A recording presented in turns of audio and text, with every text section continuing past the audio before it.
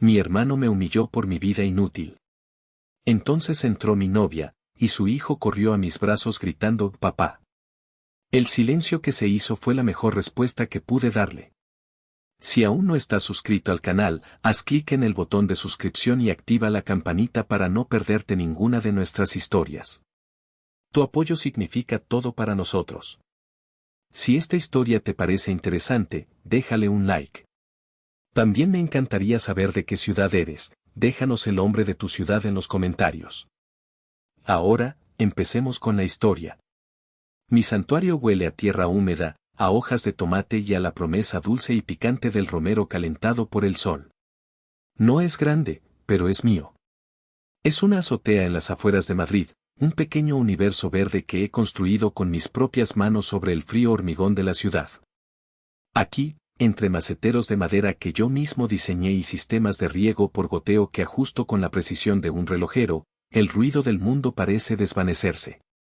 Cada planta, desde la albahaca genovesa con sus hojas brillantes hasta las variedades de chiles que cuelgan como joyas de colores, tiene su propia historia, su propio ritmo. Mi abuelo solía decir, mientras me enseñaba a distinguir las buenas hierbas de las malas en su pequeño jardín del pueblo, cuida la tierra, Fermín, y estarás cuidando tu alma. La paciencia, hijo, las cosas buenas necesitan tiempo para crecer. Nunca imaginó que convertiría su filosofía en mi forma de vida. Yo no solo cultivo plantas, cultivo sabores. Cosecho mis productos y los transformo en aceites infusionados, en sales aromáticas, en conservas que capturan el sabor del verano en un frasco de cristal. Vendo mis pequeñas creaciones a un puñado de restaurantes selectos de la ciudad, chefs que entienden y valoran la diferencia entre un tomate que ha viajado 1000 kilómetros y uno que ha sido cosechado esa misma mañana. Es una vida tranquila, una vida que me llena. Pero para mi hermano Sergio, es una broma. Justo la semana pasada, el teléfono sonó mientras estaba trasplantando unos delicados brotes de tomillo limón. Era él. Nunca llama para saludar.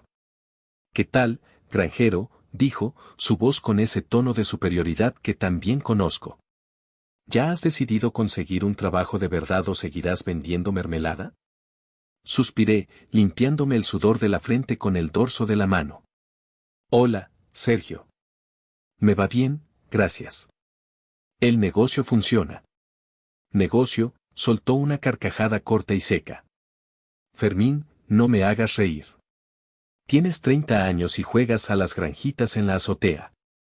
Papá y mamá están preocupados. Yo estoy preocupado. Nadie necesita estar preocupado, respondí, mi voz más firme de lo que me sentía. Soy feliz, Sergio. Hubo una pausa. Podía casi oírle poner los ojos en blanco a través del teléfono. La felicidad no paga las facturas, hermanito. Bueno, te llamaba para recordarte el cumpleaños de Marcos el sábado. No lo olvides. Y, por favor, intenta parecer una persona normal. Dúchate, peínate. No vengas oliendo a abono. Colgó antes de que pudiera responder. Me quedé allí, con el teléfono en la mano, mirando mi pequeño paraíso. Y por un momento, la sombra de mi hermano pareció marchitar las hojas a mi alrededor. Esa sombra, sin embargo, nunca dura mucho. No desde que Clara apareció en mi vida. Si mi huerto es mi santuario, Clara y su hijo Hugo son la luz del sol que lo hace florecer. La conocí hace casi 2 años. Apareció en mi puerta un día de primavera, enviada por el chef de uno de los restaurantes a los que sirvo. Era la nueva jefa de cocina y dueña de un pequeño bistró que estaba a punto de abrir, y quería conocer a sus proveedores en persona. Recuerdo que llevaba un vestido sencillo de color azul y el pelo recogido en un moño desordenado del que se escapaban algunos mechones rebeldes. Tenía una mirada directa, inteligente, y una sonrisa que parecía iluminarlo todo. La invité a subir a la azotea. Mientras le mostraba mis plantas, hablando con la pasión que siempre me embarga, ella no solo escuchaba, sino que preguntaba. No eran preguntas de cortesía, eran preguntas de alguien que entendía. Preguntó por el pH del suelo, por las horas de sol que recibían los pimientos de padrón, por la razón por la que mis fresas silvestres eran tan pequeñas pero tan intensamente aromáticas. Por primera vez en mucho tiempo, sentí que alguien no solo veía mi trabajo, sino que entendía su alma. Al final de la visita, mientras probaba una hoja de menta chocolate, me dijo, «Tienes algo especial aquí, Fermín. No es solo un jardín. Es una declaración de principios». Esa tarde, me quedé pensando en sus palabras. Unas semanas después, me atreví a invitarla a cenar. Fuimos a un pequeño restaurante italiano. Hablamos durante horas. Me habló de su sueño de tener su propio local, de su divorcio amistoso años atrás, y, sobre todo, me habló de Hugo, su hijo, que entonces tenía 3 años. La forma en que su rostro se transformaba al hablar de él, la mezcla de amor, orgullo y una pizca de agotamiento que solo un padre o una madre conoce, me conmovió profundamente. Nuestra relación creció como mis mejores plantas, de forma orgánica, sin prisas, echando raíces fuertes antes de mostrar sus flores. Fui conociendo a Hugo poco a poco. Un niño curioso y lleno de energía, con los mismos ojos expresivos de su madre. Al principio yo era solo Fermín, el amigo de mamá. Pero con el tiempo, empecé a formar parte de sus vidas, de sus rutinas. Y ellos, sin que me diera cuenta, se convirtieron en el centro de la mía. Por eso, y por protegerles de la toxicidad que a veces emanaba de mi propia familia, decidí mantenerlos en secreto. Quería que nuestro pequeño ecosistema fuera fuerte, resiliente, antes de exponerlo a las heladas del juicio ajeno. Para entender por qué sentía la necesidad de proteger a Clara y a Hugo, necesitan entender cómo son las reuniones de mi familia. Son como un campo de minas emocional, y Sergio es el experto en saber dónde pisar para que todo explote. Tengo 2 recuerdos grabados a fuego en la memoria, 2 ejemplos perfectos de su particular forma de crueldad. El primero fue en la cena de Nochebuena de hace un par de años. La casa de mis padres, como siempre, estaba impecable. El olor a cordero asado y a pino fresco llenaba el aire. Yo había llevado, como mi contribución a la cena, una botella de mi aceite de oliva virgen extra, infusionado lentamente durante semanas con ramas de romero de mi huerto y un par de ajos morados. Estaba increíblemente orgulloso de él, era un producto complejo, aromático, el resultado de mucha paciencia y cuidado. Durante la cena, mi padre lo probó y sus ojos se abrieron de par en par. Fermín, esto es extraordinario, dijo, sirviéndose un poco más en su pan. Tienes un verdadero don, hijo. Me sentí henchido de orgullo. Pero entonces, desde el otro lado de la mesa, la voz de Sergio cortó el ambiente como un cuchillo. Sí, es aceite, dijo, arrastrando la palabra. Lo probó con la punta de un trozo de pan, masticó de forma teatral y asintió lentamente. No está mal. Casi podría considerarse un negocio de verdad. Casi, Luego se giró hacia Beatriz, su mujer, que soltó una risita cómplice. Cariño, ¿te imaginas? Mi hermano, el magnate del aceite. El resto de la mesa se rió. No era una risa alegre, sino una de esas risas incómodas, sociales, que se usan para disipar la tensión. Sentí cómo se me enrojecían las orejas. Mi madre, experta en evitar conflictos, cambió rápidamente de tema. Sergio, ¿qué tal ese proyecto nuevo en la oficina? Cuéntanos. Y así, mi pequeño momento de orgullo fue enterrado bajo una pala de condescendencia. El segundo recuerdo es del bautizo de su hija pequeña, mi sobrina. Yo había pasado semanas buscando el regalo perfecto. No quería comprar cualquier cosa. Finalmente, decidí hacer algo yo mismo, una caja de madera de pino, lijada y tratada a mano, y dentro, una selección de pequeñas macetas de cerámica con brotes de plantas aromáticas seguras para niños, hierbabuena, melisa, manzanilla. La idea era que, cuando la niña creciera, pudiera tener su propio pequeño jardín sensorial. Cuando abrieron mi regalo, Beatriz lo sostuvo en alto para que todos lo vieran. «Oh, qué original, Fermín», dijo con una sonrisa que no le llegaba a los ojos. «Es adorable. Se nota que tienes mucho tiempo libre para dedicarle a estas manualidades». Sergio añadió el golpe de gracia. Se acercó, me dio una palmada en la espalda un poco más fuerte de lo necesario y dijo en voz alta para que todos le oyeran, «Eso es lo bueno de mi hermano. No tiene que preocuparse de hipotecas ni de criar hijos. Tiene todo el tiempo del mundo para sus hobbies. Una vez más, risas incómodas. Una vez más, yo sintiéndome como un niño al que acaban de regañar en público. En ese momento, miré a mis padres. Mi padre miraba fijamente su plato, como si fuera el objeto más interesante del mundo. Mi madre me dirigió una mirada rápida, una mezcla de pena y resignación. Comprendí que ellos nunca intervendrían. Para ellos, la paz familiar, aunque fuera una paz falsa y podrida, era más importante que defender a su propio hijo. Esas experiencias, y docenas como ellas, construyeron el muro tras el cual decidí proteger mi verdadera felicidad. Afortunadamente, mi vida real, la que se desarrollaba lejos de las miradas críticas de mi familia, era todo lo contrario a esa soledad que Sergio se empeñaba en pintarme. Era una vida de raíces profundas y crecimiento constante. Recuerdo una tarde de sábado en particular. El sol de la tarde bañaba la azotea con una luz dorada y cálida. Yo estaba preparando unos maceteros nuevos para plantar unos tomates cherry amarillos, una variedad increíblemente dulce que Clara adoraba. Hugo, que había pasado de la timidez inicial a una curiosidad sin límites, estaba a mi lado, observando cada uno de mis movimientos con una concentración absoluta. ¿Qué haces, Fermín?, preguntó, señalando el saco de sustrato. Estoy preparando una cama nueva para estas plantitas de tomate, le expliqué. ¿Ves?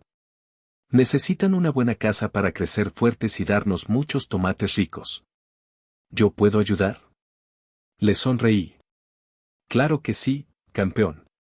Le di una pequeña pala de jardín y le enseñé cómo llenar el macetero con la tierra, cómo ahuecarla con cuidado, cómo colocar el pequeño plantón en el centro y cubrir sus raíces. Sus manitas se movían con una mezcla de torpeza y determinación que me derritió el corazón. Cuando terminamos, se apartó el pelo de la cara, dejando una mancha de tierra en la frente, y me miró con un orgullo radiante. Lo hemos hecho, papá Fermín, dijo. Fue la primera vez que usó esa palabra. Papá. Aunque fuera con el añadido de mi nombre, la palabra resonó en el aire, tan natural y tan poderosa que me dejó sin aliento por un instante. Me agaché a su altura y le revolví el pelo. Sí, Hugo. Lo hemos hecho genial. Esa misma noche, ocurrió algo que solidificó todo. Clara tenía que trabajar hasta tarde en el restaurante por un evento especial, así que me quedé con Hugo. Le preparé para cenar una mini pizza casera con albahaca fresca de la azotea, vimos una película de dibujos animados y luego le leí su cuento favorito, uno sobre un oso que buscaba la estrella más brillante del cielo. Se quedó dormido a mitad de la historia, su pequeña cabeza apoyada en mi pecho, su respiración suave y rítmica. Lo llevé en brazos hasta su cama, lo arropé y me quedé un rato observándolo, abrumado por una oleada de afecto tan intensa que casi dolía. No era el cariño por el hijo de la mujer que amaba. Era amor, puro y simple. Amor por él, por ese pequeño ser humano que se había colado en mi vida y la había llenado de un propósito que nunca supe que me faltaba. Cuando Clara llegó a casa, pasada la medianoche, me encontró en el sofá del salón, simplemente pensando. Se sentó a mi lado, cansada pero con una sonrisa. ¿Todo bien?, susurró. La miré. Clara, dije, mi voz sonando extrañamente seria. Esto que tenemos, ya no es un noviazgo, ¿verdad? Ella me tomó la mano. Sus ojos brillaron. No, Fermín, respondió suavemente. Hace mucho que dejó de serlo. Somos una familia. En ese momento, supe que ya no podía seguir escondiéndola. Supe que tenía que luchar por nuestro lugar en el mundo, incluso si ese mundo incluía a mi familia. Supe que había llegado el momento de dejar de ser una planta que se encoge ante la sombra y empezar a crecer hacia el sol, sin importar nada más. La oportunidad, o más bien la obligación, de actuar llegó antes de lo que esperaba. El cumpleaños de mi sobrino Marcos, el hijo de Sergio, se acercaba. Cumplía 8 años. Eso significaba la inevitable reunión familiar, el campo de batalla anual donde mi vida sería, una vez más, analizada, juzgada y sentenciada como insuficiente. Un martes por la noche, mientras cenábamos en la cocina de Clara, una ensalada con verduras de mi huerto, por supuesto, saqué el tema. El sábado es el cumpleaños de Marcos, dije, removiendo un trozo de lechuga con el tenedor. Tengo que ir. Clara dejó de comer y me miró. Conocía perfectamente esa entonación en mi voz, la mezcla de obligación y pavor. ¿Y vas a ir solo, como siempre? ¿A dejar que te traten como el bicho raro de la familia? Suspiré. Es lo más fácil, Clara. Entro, doy el regalo, sonrío, aguanto un par de horas y me voy. Es un protocolo de supervivencia que he perfeccionado.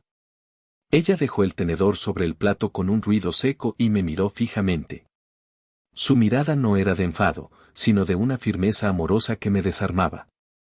Fermín, dijo, su voz tranquila pero cargada de intención. Mírame. Mira a tu alrededor. Esto es real. Hugo, que duerme en esa habitación, es real. Lo que sientes por él y lo que él siente por ti es real.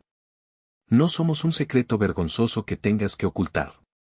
Hizo una pausa, y sus siguientes palabras me golpearon con la fuerza de una verdad ineludible. Y yo no estoy criando a mi hijo para que aprenda que el amor es algo de lo que hay que avergonzarse o esconderse. No pienso permitir que crea que la familia que tenemos es menos válida que la de su tío Sergio. Me quedé en silencio, asimilando sus palabras. Tenía toda la razón. Mi estrategia de supervivencia se había convertido en una jaula. Al protegerlos de mi familia, también les estaba negando su lugar, estaba validando implícitamente el juicio de Sergio. Estaba actuando como si, en efecto, tuviera algo que ocultar.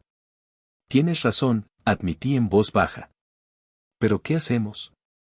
No puedo simplemente aparecer allí con vosotros. Sería una carnicería. ¿Y qué? Replicó ella. A veces hay que podar las ramas muertas para que el árbol crezca sano. Fermín, tú no puedes cambiar a tu hermano, pero sí puedes cambiar la forma en que reaccionas ante él. Tienes que dejar de darles el poder de hacerte sentir pequeño. Fue entonces cuando se nos ocurrió el plan. No fue un plan malicioso, ni una estrategia de venganza. Fue más bien una decisión de dejar que la verdad hablara por sí misma. Iré solo primero, dije, la idea tomando forma en mi mente. Como siempre. Dejaré que hagan su espectáculo. Que digan lo que quieran. Clara asintió, empezando a entender. Y después, continuó ella, con un brillo pícaro en los ojos. Después llegáis vosotros, terminé yo, sintiendo una extraña mezcla de terror y euforia. No como una confrontación, sino como un hecho. Como la vida misma, que simplemente, sucede. Nos miramos a través de la mesa. Era un plan arriesgado, impredecible. Pero por primera vez en años, sentí que iba a enfrentarme a mi familia no desde una posición de defensa, sino desde una posición de fortaleza. La fortaleza que me daba mi propia familia. El sábado por la tarde, conduje hasta la casa de Sergio. Es un chalet moderno, de líneas rectas y grandes ventanales, decorado con un minimalismo tan estudiado que resulta frío, impersonal.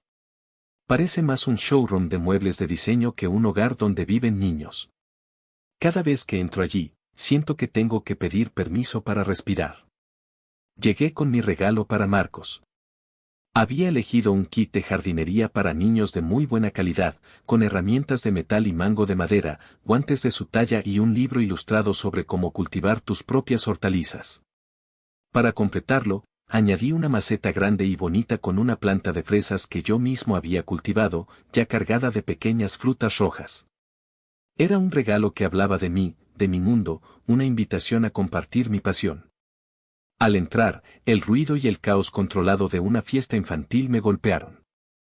Había globos, una mesa llena de dulces y una veintena de personas, entre familia y amigos de Sergio y Beatriz, pululando por el salón y el jardín. Fermín. «¿Has venido?», exclamó Beatriz, acercándose a darme 2 besos al aire. Llevaba un vestido impecable que probablemente costaba más que mi alquiler. «¿Solo?». «Sí, solo», respondí con una sonrisa forzada. Sergio apareció desde la cocina, con una cerveza en la mano. «Hombre, el ermitaño. Ha salido de su cueva». Me dio una palmada en el hombro. «Bienvenido al mundo real». Le entregué el regalo. Felicidades a Marcos. Sergio lo tomó, sopesándolo. Pude ver, solo por una fracción de segundo, un destello en su mirada al ver la planta de fresas. Fue casi imperceptible, una chispa de genuina apreciación por algo real, algo vivo, algo que contrastaba brutalmente con el entorno estéril de su casa. Pero el destello se apagó tan rápido como había aparecido, reemplazado por su habitual máscara de superioridad burlona. Ah, un kit de granjero. Para que siga tus pasos, dijo con una sonrisita. Muy apropiado. Y se fue, dejando el regalo en una montaña de cajas envueltas en papel de colores brillantes. El único que me saludó con calidez fue mi tío Vicente, el hermano de mi madre. Un hombre bueno y tranquilo que siempre pareció entenderme sin necesidad de muchas palabras. Fermín, qué alegría verte, me dijo, estrechándome la mano. ¿Cómo va ese jardín tuyo? Tu madre me dijo que estás vendiendo a restaurantes importantes. Va bien, tío. Creciendo, le respondí, agradecido por su genuino interés. Durante la siguiente hora, me dediqué a mi papel habitual, el observador silencioso. Me apoyé en una pared, con un vaso de refresco en la mano, viendo a los niños correr, escuchando fragmentos de conversaciones sobre hipotecas, ascensos y vacaciones en el extranjero. Era un espectador en la vida de mi propia familia, un satélite en una órbita lejana. Me sentía invisible, y esa invisibilidad era, a la vez, mi armadura y mi prisión. Pero esa tarde, algo era diferente. Sabía que la invisibilidad estaba a punto de terminar. El momento culminante de cualquier fiesta de cumpleaños infantil es, por supuesto, la apertura de regalos. Marcos, con los ojos brillantes de emoción, se sentó en el suelo en medio de un círculo de familiares expectantes y empezó a rasgar papeles de colores. Recibió videojuegos, un dron, ropa de marca, el botín habitual de un niño de su edad en su entorno. Cuando llegó a mi regalo, se detuvo. Lo desenvolvió con más cuidado. Sus ojos se abrieron de par en par al ver las pequeñas herramientas y, sobre todo, la planta de fresas. «Anda», exclamó. «Fresas de verdad. ¿Puedo comerme una?» «Claro, campeón. Por eso están ahí», le dije desde mi rincón, sintiendo una pequeña punzada de alegría genuina. Marcos arrancó una fresa con cuidado y se la metió en la boca. «Está buenísima», dijo con la boca llena. Fue un pequeño momento de conexión, un instante de pura y simple felicidad. Y, por supuesto, fue el detonante perfecto para que Sergio comenzara su espectáculo. Se puso de pie, levantando su copa de vino como si fuera a dar un discurso de estado. El murmullo de la sala se acalló. Un momento de atención, por favor», dijo con voz impostada. «Quiero proponer un brindis». Hizo una pausa dramática. «Quiero brindar por mi hermano, Fermín». Todas las cabezas se giraron hacia mí. Sentí una oleada de calor subir por mi cuello. Sabía lo que venía. «Es fantástico ver a Marcos disfrutar tanto del regalo de su tío», continuó Sergio, paseando su mirada por la habitación. «Demuestra que cualquiera, absolutamente cualquiera, puede encontrar la felicidad en las cosas más simples». La palabra simples goteaba sarcasmo. Mi hermano, aquí presente, a sus 30 años, se ha convertido en todo un experto en eso. Un maestro en el arte de jugar a las granjitas. Algunas risas nerviosas empezaron a sonar. «Y es admirable, de verdad», prosiguió, deleitándose en la atención. «Mientras algunos nos rompemos la espalda construyendo empresas, criando familias, lidiando con el mundo real, él cultiva tomates. Y nos enseña a todos una valiosa lección, que no hace falta tener grandes ambiciones en la vida». La sonrisa en su rostro era ancha y afilada como la hoja de un cuchillo. «Quizás algún día uses toda esa energía que dedicas a tus plantas para construir algo que de verdad perdure. Una familia, por ejemplo. ¿Quién sabe?». Terminó su brindis con una carcajada sonora. Y esta vez, la mayoría de la sala se rió con él. Una risa abierta, cruel. Me sentí desnudo, expuesto, humillado. Miré a mis padres, mi padre tosía falsamente en su copa, mi madre miraba al suelo. Sentí la rabia subir, caliente y amarga, por mi garganta. Pero debajo de la rabia, había algo nuevo. Una calma gélida. Una claridad absoluta. Miré a Sergio, que todavía sonreía, triunfante. Y por primera vez en mi vida, no vi a mi hermano mayor. Vi a un hombre inseguro y patético, un matón que necesitaba hacer pequeños a los demás para sentirse grande. Saqué mi teléfono discretamente. Abrí el chat con Clara. Y escribí una sola palabra. Ahora. Mientras Sergio aún disfrutaba de las réplicas de su chiste, me puse de pie. No de forma brusca, sino con una lentitud deliberada que atrajo varias miradas. Alicé mi camisa y miré directamente a mi hermano. Una calma extraña, casi sobrenatural, se había apoderado de mí. Tienes razón en una cosa, Sergio, dije, y mi voz sonó sorprendentemente clara y firme en el repentino silencio. He estado construyendo algo. Justo en ese instante, como si un director de orquesta invisible hubiera dado la señal, sonó el timbre. El sonido cortó la tensión del aire. Beatriz, con una expresión de fastidio por la interrupción, fue hacia la puerta. ¿Quién será a estas horas?, masculló. Abrió la puerta. Y allí, en el umbral, recortada contra la luz del atardecer, estaba Clara. Estaba radiante. Llevaba un vestido veraniego de color coral que resaltaba su piel y su pelo oscuro. Sonreía con esa calma y esa confianza que tanto amaba. Y a su lado, agarrado de su mano, estaba Hugo. El niño oteó la sala llena de caras desconocidas con sus grandes ojos curiosos. Su mirada barrió la habitación hasta que se encontró con la mía. Y entonces, su rostro se transformó. Se iluminó con el tipo de alegría pura y sin filtros que solo un niño puede expresar. «Papá», gritó. La palabra resonó en la sala silenciosa como un trueno. Se soltó de la mano de Clara y corrió. Corrió a través del caro parqué de mi hermano, esquivando a un primo estupefacto y a una tía con la boca abierta. Corrió directamente hacia mí. Me agaché justo a tiempo para recibirlo. Se estrelló contra mí en un abrazo de oso, sus pequeños brazos rodeando mi cuello con una fuerza sorprendente. «Papá», repitió, esta vez en un susurro feliz contra mi oído. Levanté la vista. La sala entera estaba congelada. El tiempo parecía haberse detenido. Sergio estaba paralizado, con la copa a medio camino de sus labios, su rostro una máscara de incredulidad absoluta. Mis padres parecían haber visto un fantasma. El silencio no era incómodo. Era total. Un vacío sonoro donde los únicos ruidos eran los latidos de mi propio corazón y la respiración feliz de Hugo en mi cuello. Acaricié el pelo de Hugo, aferrándome a ese momento, a la solidez de su pequeño cuerpo contra el mío.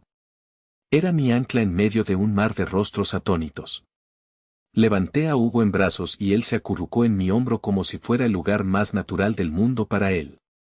Caminé hacia el centro de la habitación, hacia la zona cero que Sergio había creado. Clara ya había entrado y se quedó a mi lado, su presencia una fuente de calma y fortaleza. Puse mi brazo libre alrededor de su cintura. «Familia», dije, y mi voz no vaciló. «Quiero presentaros a alguien. A dos personas, de hecho». Miré a Clara, y luego a Hugo. «Ella es Clara. Y este campeón de aquí es Hugo». Hice una pausa y luego añadí las palabras que lo cambiarían todo. «Mi hijo». Técnicamente no era cierto, no legalmente, no todavía. Pero en ese instante, en mi corazón, era la única verdad que importaba. La mandíbula de Sergio, literalmente, se desencajó. Mi madre se llevó una mano a la boca, sus ojos llenos de lágrimas que no supe interpretar. Mi padre se había puesto pálido. Y en medio de ese caos silencioso, de ese torbellino de emociones contenidas, me di cuenta de que no había un momento más perfecto. No necesitaba un atardecer en la playa ni un restaurante caro. Mi momento perfecto era ese. Allí, en el campo de batalla, rodeado de las ruinas de las mentiras y las humillaciones de mi hermano. Era el momento de reclamar mi vida. Con Hugo todavía en un brazo, miré a Clara. Sus ojos me devolvían una mirada llena de amor y confianza. Supe que ella lo entendería. Clara, empecé, mi voz ahora más suave. He pasado años cultivando plantas, creyendo que la paciencia y el cuidado podían crear algo hermoso de la nada. Pero desde que llegasteis tú y Hugo, he entendido lo que es un verdadero hogar. Respiré hondo. Y allí mismo, en el salón de mi hermano, delante de toda mi familia, doblé una rodilla hasta que toqué el suelo. No fue un movimiento elegante, con un niño en brazos, pero fue real. No tengo un anillo ahora mismo, admití con una media sonrisa. Pero tengo todo lo que importa. Clara, has hecho de mi pequeño huerto un paraíso. Has hecho de mi vida una aventura. ¿Quieres casarte conmigo? ¿Quieres seguir cultivando este futuro conmigo, para siempre? Luego, levanté la vista hacia el pequeño que seguía en mis brazos, cuyos ojos iban de mi cara a la de su madre, entendiendo la solemnidad del momento. ¿Y tú, Hugo?, le pregunté en voz baja. ¿Me dejas ser tu papá para siempre? Las lágrimas corrían por las mejillas de Clara mientras asentía una y otra vez, incapaz de hablar. Sí, susurró finalmente. Sí, por supuesto que sí. Y Hugo, con la lógica aplastante de un niño de 5 años, exclamó, pero si ya eres mi papá. Y nos abrazó a los dos, creando un pequeño nudo de amor y felicidad en medio de la habitación congelada. Fue mi tío Vicente quien rompió el hechizo. Se puso de pie y empezó a aplaudir. Lento al principio, y luego con más fuerza. Y poco a poco, como un deshielo en primavera, el resto de la sala se unió a él. El resto de la fiesta fue un borrón surrealista. Hubo abrazos torpes, felicitaciones susurradas y muchas preguntas. Mis padres, una vez superado el shock inicial, se acercaron. Mi madre abrazó a Clara y luego a Hugo, llorando abiertamente, una mezcla de alegría y, sospecho, de culpa por tantos años de silencio. Mi padre, un hombre de pocas palabras, simplemente le estrechó la mano a Clara y luego le puso una mano en la cabeza a Hugo, un gesto que en él equivalía a un discurso entero. Hugo, ajeno a todo el drama subyacente, se convirtió en la estrella de la fiesta. Le enseñó a su nuevo primo Marcos cómo buscar fresas maduras en la planta que le había regalado, y pronto los dos niños estaban jugando juntos como si se conocieran de toda la vida. En medio de todo, Sergio se acercó a mí. Parecía desinflado, como un globo pinchado. Su arrogancia se había evaporado, dejando tras de sí a un hombre que parecía más pequeño, más inseguro. Fermín, empezó, sin mirarme a los ojos. Yo no lo sabía. Felicidades, supongo. Era una disculpa patética, pero era un comienzo. Lo miré, y por primera vez no sentí rabia, solo una especie de lástima. No lo sabías, respondí con calma. No había necesidad de regodearse. La realidad había sido más elocuente que cualquier palabra que yo pudiera decir. Pero ahora ya lo sabes. Y quiero que te quede clara una cosa. Me aseguré de que me mirara a los ojos. No necesito tu aprobación, Sergio. Nunca la he necesitado. Pero exijo tu respeto. Respeto para mí, respeto para Clara, y respeto para tu sobrino, Hugo. ¿Entendido? Él asintió lentamente, una única vez. Un gesto mínimo, pero que significaba un mundo. La dinámica de poder entre nosotros se había invertido para siempre. Han pasado 6 meses desde aquel día. 6 meses que han transformado el paisaje de mi vida. Clara, Hugo y yo nos casamos hace un mes. No fue una gran boda. Fue una ceremonia íntima, pequeña y perfecta, celebrada en mi santuario, en la azotea, rodeados de nuestras plantas y de la gente que de verdad nos quiere.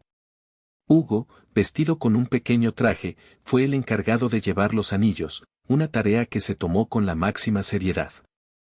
Mi relación con mis padres es mejor que nunca. Han acogido a Clara y a Hugo con un amor que compensa los años perdidos.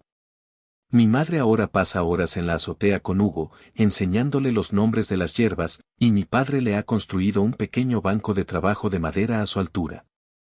¿Y Sergio? Nuestra relación sigue siendo una obra en construcción. No nos hemos convertido en los mejores amigos, y quizás nunca lo seamos. Pero algo ha cambiado. Ha empezado a ir a terapia. Beatriz me confesó en la boda que ver la felicidad tan genuina y sólida que yo había construido le hizo darse cuenta de lo frágil y performativa que era la suya. Hay un respeto nuevo en su mirada, una cautela que antes no existía. A veces, incluso, llama para preguntar cómo está su sobrino. Esta mañana, mientras regaba los tomates, sentí dos pequeños brazos rodear mis piernas. Era Hugo, con pijama y el pelo revuelto. «Papá, ¿puedo ayudarte?», preguntó, con voz soñolienta. Lo levanté y lo senté en el borde de un macetero grande. El sol de la mañana empezaba a calentar el aire, y el olor a tierra y a vida lo llenaba todo.